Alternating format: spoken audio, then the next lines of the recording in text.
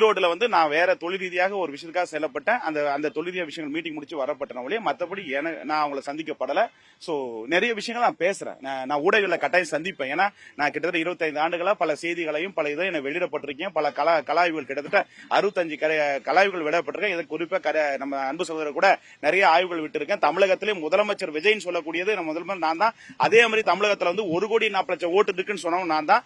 இது எனக்கு கிடைச்ச ஒரு பரிசாக நினைக்கிறேன். நிச்சயமா ஒரு நாள் நீதி வெல்லும். அது மாதிரி பொறுமையா இருங்க. பதில் அதாவது இதுல எது நடந்தது என்ன விஷயம் எல்லாமே உரிய காலத்தில் சொல்றேன். அதுக்கான கால அவகாசங்களை கொடுங்க. உண்மைகள் ஒரு நாள் வரும். இப்ப சொன்னா நல்லா இருக்கு. ஏன்னா இறுதி மேற்கொண்ட அமர்வுகள் இருக்கு. சிபிஐ விசாரணை கேட்டிருக்காங்க. அதுக்கடுத்து இன்னொரு வந்து ஜாமீன் கொடுக்கப்பட்டிருக்காங்க. அந்த வழக்கம் அடுத்து ஒரு மாசம் வரப்போகுது. இந்த நொடியில பேசினா ஒரு விஷயம் சொன்னா எனக்கு தான் பாதிப்பு வரும். அதனால மன உளைச்சல் நான் தான் ஏற்படணும். ஏன்னா எவ்வளவு விஷயம் ஒரு வார்த்தை விட்டு அதனுடைய பாதிப்பு என்ன வழின்னு அது எனக்கு தான் தெரியும். அதான் ஊடகங்கள் புரிஞ்சுக்கணும்.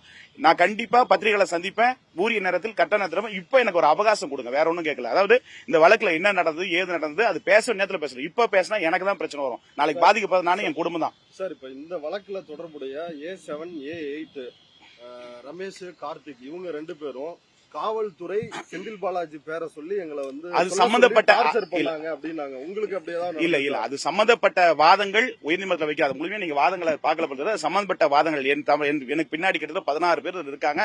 அது சம்பந்தப்பட்ட அவர்களுக்கும் எனக்கும் என்ன ஒரு என்னுடைய வழக்கறிஞர்கள் இருவர்கள் வாதிட்டார்கள். அந்த வாதனுடைய நகலை படிச்சீங்கன்னா உங்களுக்கு எல்லாமே புரியும். அது எல்லாமே சொல்லப்பட்டிருக்கு. இந்த வழக்குக்கும் எனக்கு என்ன சம்பந்தம், இந்த கன்சர்ன் சொல்லப்பட்ட நபருக்கும் என்ன சம்பந்தம் விளக்கங்கள்லாம் அதுல கொடுக்கப்பட்டிருக்கு. அந்த விளக்கங்களை பார்த்து நீங்க தாமரைச்சூழல் திருவாசம் வழக்கு இருந்தா என்ன தரப்புல வாதிட்டாங்க. அவங்க கிட்ட கேட்டீங்கன்னா உங்களுக்கு எல்லாமே புரியும். ஆகவே நீங்க நிதானத்தை கடைப்பிடிங்க. நிச்சயமா ஒரு நாள் உண்மை வரும். சிங்கப்பூர் வரைக்கும் தொடர்பு இருக்குதுன்றாங்க.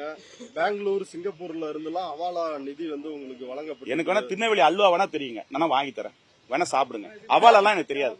திவாலா வேணா தெரியும். தில்லானா மோகனாமா தெரியும். ஏங்க நீங்க வேற காமெடி பண்றீங்க? வேற என்ன வெளிநாடு எந்த சதி இருக்கு? ஏன்னா அல்கோய்தா கில்கோய்தா இருக்காங்க. ஏங்க நீங்க அப்படிலாம் கிடையாது. மேகாலயா ப்ராஜெக்ட்டுக்கு அதாவது அது காவல்துறை சொல்லப்பட்டிருக்காங்க. அது சம்பந்தப்பட்ட வழக்கு நீதிமன்றத்தில் இருக்கிறது. நீதிமன்றத்தில் இருக்கிற போது கொஞ்சம் அவகாசம் கொடுங்க. கொஞ்சம் பிரீத்திங் டைம். 37 நாளா சாப்பிடலைங்க. உடம்பு சாப்பிட கூட முடியல. ஜெயில கஞ்சி அதாவது சோறு தின முடியல. அங்க ஜெயில மரண வாழ்க்கை கொடுமையா இருக்கு. அதெல்லாம் அனுபவிச்சு பாடியில சத்தியே இல்ல. நான் கட்டாயம் பேசுவேன். நான் பத்திரிகைகளை சந்திப்பேன். இப்ப அடுத்து எலெக்ஷன் வருது. கலாயை விடுவேன். சோ நிறைய உங்களை சந்திக்காம நான் ஏமாத்திட்டு ஓடி போவே முடியாது. உங்களை சந்திச்சாங்கன்னா எனக்கு காலத்தின் கட்டாயம் என்னோட நான் பத்திரிகையில நிறைய சந்திச்சு பாத்துருப்பீங்க. என்னன்னா இப்ப பேசினா எனக்கு தான் பிரச்சனை வரும். பாதிப்பு எனக்கு தான். அதெல்லாம் சிச்சுவேஷன் புரிஞ்சுங்க. என்னங்க முதலமைச்சர் தமிழக முதலமைச்சர் அவர்கள் விஜய் அவர்கள் கிட்டத்தட்ட 1.5 மணி நேரம் நான் பேசப்பட்டேன். எலெக்ஷனுக்கு முன்னாடி பாஜக அதிமுக கூட்டணியில் கிட்டத்தட்ட இறுதிக்கட்ட பேச்சுவார்த்தை இருந்த போது நான் 1 மணி நேரம் 34 நிமிஷம் ஜானு சரண் ரெட்டி மற்ற ஆள்களிடம் பேசப்பட்டு அந்த ஆலோசனை கூட பீஸ் கூட கொடுக்கல. அந்த நன்றிக்கான பரிசு தான் இந்த வழக்கு. சரியா? அதாவது போன எலெக்ஷன்ல வந்து அவங்க என்னுடைய கல்லூரியுடைய முன்னாள் மாணவர்கள். நான் சீனியர். கிட்டத்தட்ட 26 ஆண்டுகளும் இந்த கலாய்வுல 2004 தொடங்கப்பட்டு லயலா கல்லூரியில் படிக்கிற போது கல்ச்சுரல் கம்யூனிகேஷன் மீடியா எக்ஸ்பர்ட் சொல்லி கிரெடிட் கோர்ஸ். அந்த கிரெடிட் கோர்ஸ்ல வந்து நான் வந்து 2 இயர்ஸ் அதாவது ஒரு வருஷத்துக்கு 2வது வருஷம் போனா 14 கிரெடிட் இருந்தா போக முடியாது. அது மாதிரி வந்து 2 கிரெடிட் வந்து எக்ஸ்ட்ரா கரிக்குலம். அது மாதிரி நான் அந்த சர்வே எடுக்கப்பட்டு அதன் அடிப்படையில் ஊடகவில் அத்தனை பேர் தெரியும். 2004 தொடங்கி இதுவரை கிட்டத்தட்ட 65 ஆய்வுகளை சந்திக்கப்பட்டிருக்கேன். பத்திரிகை செஞ்சு இதுவரையும் நான் வந்து ஒவ்வொரு ஆயும் விட்டுருக்கேன், ப்ரூவ் பண்ணிருக்கேன். தமிழகத்திலே யார் ஒருவரும் இந்திய அளவிலே 1,40,00,000 ஓட்டு இருக்குன்னு ஒரு வருஷம் முன்னாடி சொன்னதில்ல. திமுக மிகப்பெரிய கூட்டணி, அதிமுக மிகப்பெரிய கூட்டணி. அப்படியேப்பட்ட சூழ்நிலை இருந்த போது கூட நான் கருப்பு தமிழா இருக்கிற போது 1,46,00,000 ஓட்டுகள் இருக்குன்னு சொன்னேன். வந்துச்சா இல்லையா? அப்படி இருக்கிற போது அது கிடைச்ச பரிசு. அதை பரிசு நான் ஏற்றுக்கொள்கிறேன். காலம் ஒரு நாள் பதில் சொல்லும். அதுவரையும் காத்துருங்க. இப்ப நான் வாய விட்டனா எனக்கு தான் போய் கேஸ் வரும். பொறுமையா அவங்க நண்பருங்க. இல்ல பிரச்சனை இல்ல நண்பர்கள். நான் போன இந்த வழக்கு அது பேசுறேன். இப்ப பேசக்கூடாது சோதரா. நீங்க நல்லா போட்டு வாரியும் தப்பு. நல்ல பத்திரிகையாளர். அதுக்கு நேரங்கள் வரட்டும் சொல்றேன். இப்ப வழக்கு எனக்கு தான் பிரச்சனை வரும். உரிமையா சொல்றேன். அது நல்ல கேள்வி நண்பா. காலம் பதில் சொல்லும். கொஞ்சம் பொறுமையா இருங்க. ஏன்னா இதுக்குள்ள நிறைய விஷயம் அடைய இருக்கு. நான் சொல்றேன். இப்ப சொல்றேன் வழக்கு இருக்கு.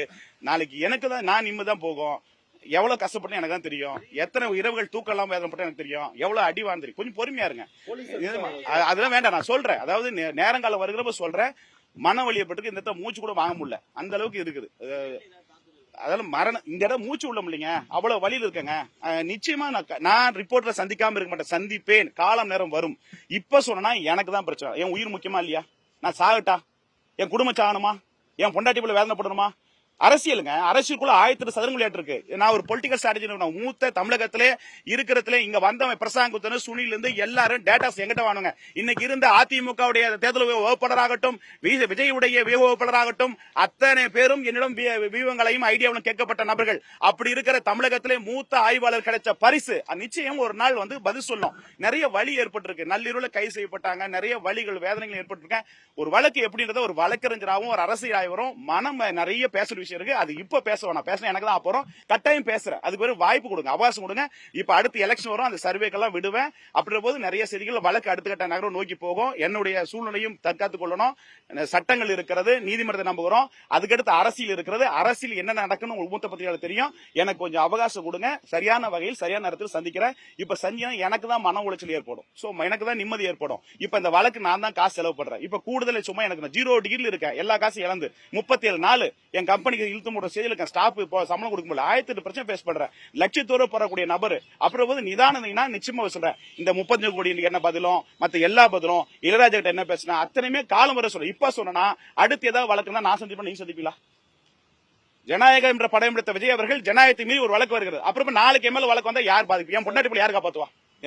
போலீஸ் காப்பாத்துமா? பொறுமையா விஜயன் அவரோட இந்த மேகாலயா ப்ராஜெக்ட் பத்தி நீங்க பேசுனீங்களா? மேகாலயா முதலமைச்சர் தெரியும். மேகாலயா ஏன் பிரதர் காமெடி பண்றீங்க? பொறுமை நிதானமா இருங்க, நான் கட்டாயம் சொல்றேன். இத பத்தி விவரமா பேசுறேன். கொஞ்சம் காலவாசி இப்பதான் கேஸ் இருக்கு, காலவாசம் கொடுத்து பேசுறேன். சரியா? நான் கண்டிப்பா என் நண்பர்கள் நீங்க எல்லாம் பல வருஷமா என்ன பத்திரிகை சந்திச்சு இருக்கீங்க, கட்டாயம் நான் பதில் சொல்லுவேன். உங்களை ஏமாத்திட்டோ பொய் சொல்லிட்டு போக மாட்டேன். தமிழ்நாட்டில் தான் வாழுவேன், அடுத்த ஆய்வை வெளியிடுவேன், நீங்களும் கேட்க விட மாட்டீங்க. ஆனா இப்ப சொன்னா எனக்கு தான் ஆபத்து. கொஞ்சம் பொறுமையா இருக்கு.